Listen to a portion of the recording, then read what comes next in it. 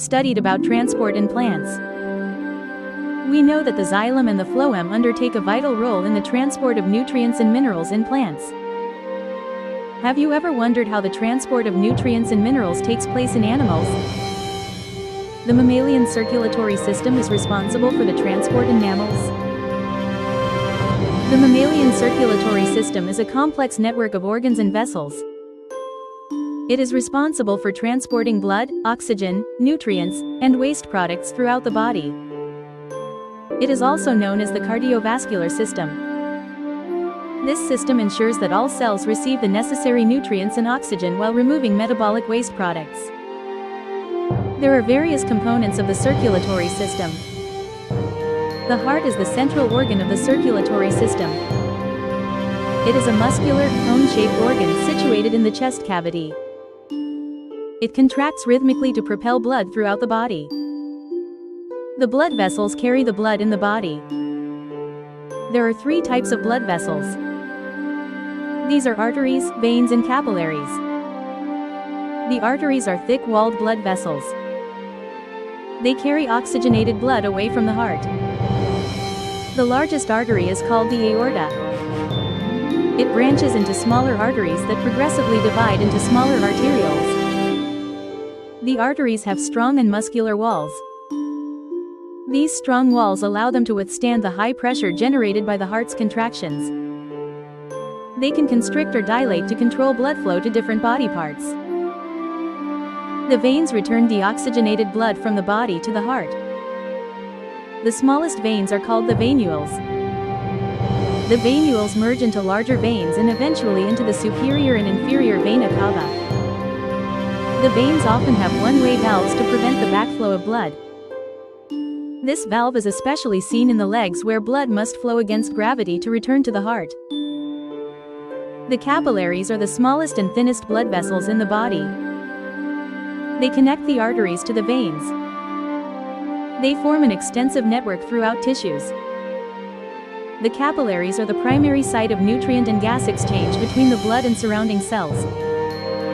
Oxygen and nutrients diffuse out of capillaries into tissues. The waste products like carbon dioxide diffuse into capillaries for transport away. The human heart has 4 chambers. These are 2 upper chambers and 2 lower chambers. The upper chambers of the heart are called the atria. Atria receives the blood. There are 2 atria, the left atrium and the right atrium. The heart also contains 2 ventricles. These are the left ventricle and the right ventricle. The ventricles are the lower chambers. They are responsible for pumping blood out of the heart. The heart is divided into left side and right side by a thick muscular wall called the septum. This division ensures that oxygenated blood from the left side does not mix with deoxygenated blood from the right side. The oxygen-rich blood is called the oxygenated blood. The oxygen-poor blood is called the deoxygenated blood.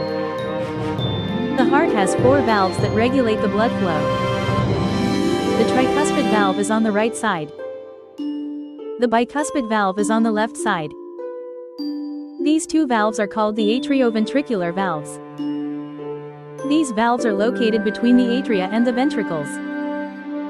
These valves prevent backflow of the blood from the ventricles into the atria. The other 2 valves are the pulmonary valve and the aortic valve. These valves are called the semilunar valves. These valves are located between the ventricles and the major arteries leaving the heart. The pulmonary valve is on the right side. The aortic valve is on the left side. They prevent backflow of blood from the arteries into the ventricles.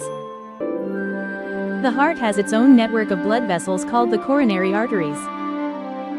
These arteries supply the heart muscle with oxygen and nutrients. The left coronary artery and the right coronary artery branch off from the aorta and wrap around the heart. The pulmonary artery is one of the 2 main arteries that originate from the heart. The other major artery originating from the heart is the aorta. The pulmonary artery begins at the base of the right ventricle of the heart.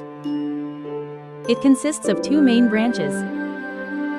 These are the left pulmonary artery and the right pulmonary artery. The left pulmonary artery travels to the left lung. The right pulmonary artery goes to the right lung. Inside the lungs, the pulmonary artery branches into smaller arterioles, eventually leading to smaller capillaries in the lung tissue.